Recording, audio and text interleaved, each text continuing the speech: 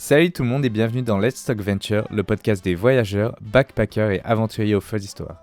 Je suis Tony et pendant tout le mois de décembre, je vous offre quelques extraits des interviews avec les invités de Let's Talk Venture sous un nouveau format appelé Short Stories for Big Adventure. Voici donc un extrait de mon interview avec Alain, l'un des cofondateurs de l'Alter Hostel, l'auberge participative qu'on adore, où il me raconte une anecdote pendant son année passée en Amérique du Sud. Bonne écoute! Du coup, est-ce que tu as des spots que tu conseilles là-bas? Ah ouais. Allez, voir. Allez, En Uruguay, c'est sûr. Vraiment du rêve. On va se limiter à peut-être 3 destinations, comme ça on va pas faire une liste trop longue. Ouais, il y en a 2 là qui me viennent à l'esprit. En Uruguay, c'est sûr que tu as El Cabo Polonio. Ça, Qu'est-ce que c'est? C'est Cabo Polonio, il n'y a pas de route pour y aller. Soit on y va en bus à travers le sable, ou on y va à pied. Ouais. Donc c'est des gros bus qui ont des roues énormes. C'est assez particulier. Et puis c'est des petits ranchs là-bas qui n'ont pas l'électricité, qui n'ont pas l'eau. Ouais. Uruguay al natural, c'est ça. Et des grandes plages, mais ça me rappelle, sincèrement, ça me rappelait la Bretagne, des plages de 3-4 km. Mais là où il n'y a personne, quoi, il n'y a vraiment personne. Si j'ai vu un phoque là-bas, mais c'est tout. Et ça, c'est le premier lieu qui est vraiment magnifique. Ouais.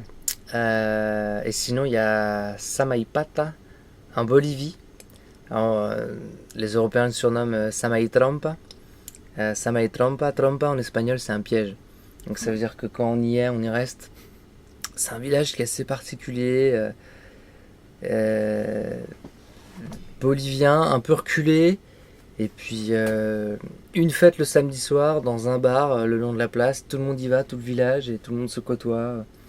Bon, malheureusement maintenant, ou heureusement, je sais pas, mais il y a beaucoup d'Européens qui ont acheté les terres là-bas, qui y vivent. Pas mal de Belges. Et ça, c'était un truc assez étonnant pendant mon périple. J'y étais allé, ça m'a étonné pas. C'est assez marrant. Après, troisième lieu comme ça, un lieu. Il y a 10 ans, il y a un nouvel accès qui a été ouvert. Alors, j'ai plus les noms. Billa O'Higgins, ouais. Frontière chilienne et argentine. Billa O'Higgins et du côté argentin, je sais plus. Pour passer la frontière du coup entre ces deux pays, on passe à travers des forêts originelles, quoi. Forêt originelle? Ouais, ça veut dire que c'est des forêts qui n'ont jamais été exploitées. Trop bien. Y a rien. Ça fait très peu de temps qu'il a été ouvert. Moi, j'y suis passé. J'ai une petite anecdote là-dessus. Je vais vous raconter.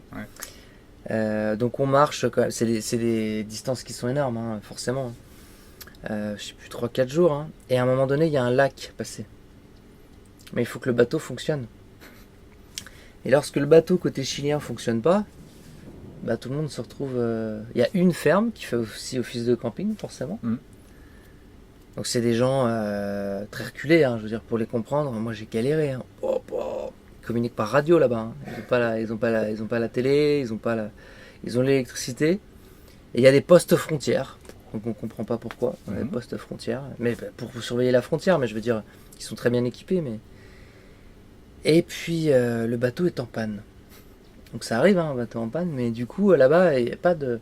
Quand est-ce qu'il va être réparé, bah on sait pas, quoi.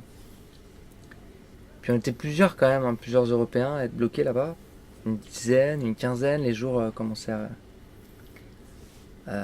à avancer dans les semaines. Puis à un moment donné, j'étais le seul à parler anglais et espagnol pour les comprendre. Et je dis aux gars, faut qu'on sache là. Au fermier, je dis, faut qu'on sache si on fait demi-tour. Parce que moi, il me restait plus beaucoup de nourriture. J'étais à pied avec un copain. Et je dis, soit on fait demi-tour, soit il faut qu'on passe. Mais il faut qu'on sache vraiment.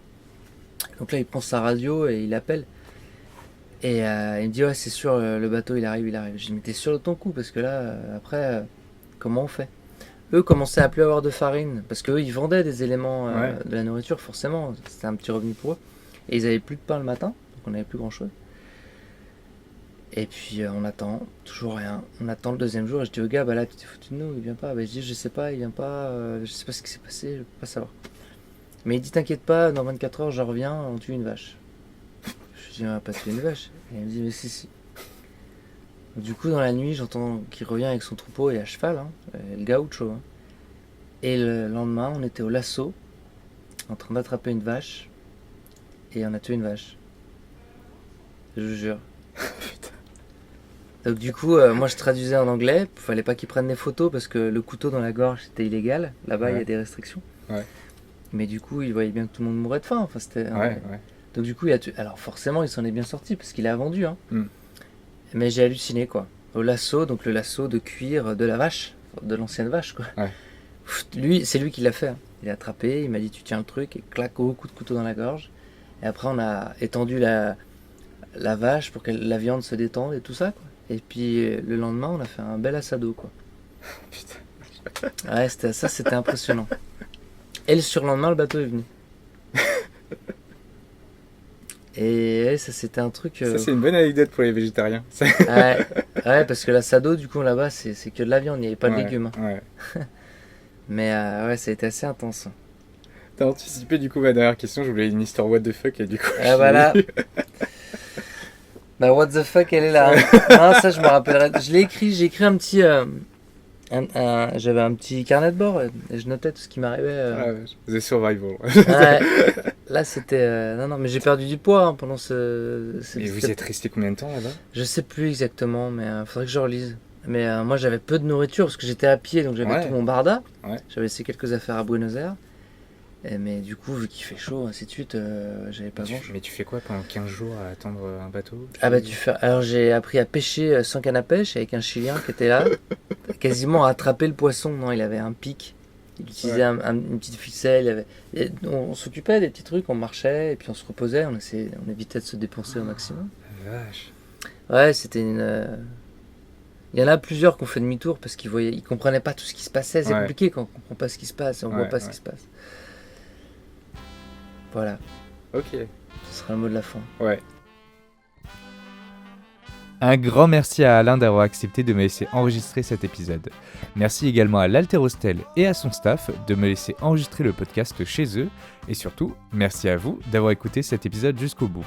Je vous invite chaudement à aller écouter l'interview complète d'Alain dans les épisodes précédents de Let's Talk Venture. Vous pouvez également retrouver d'autres épisodes du podcast sur YouTube, Apple Podcasts, Spotify, PodCloud, les archives d'internet et vos applis de podcast dédiés.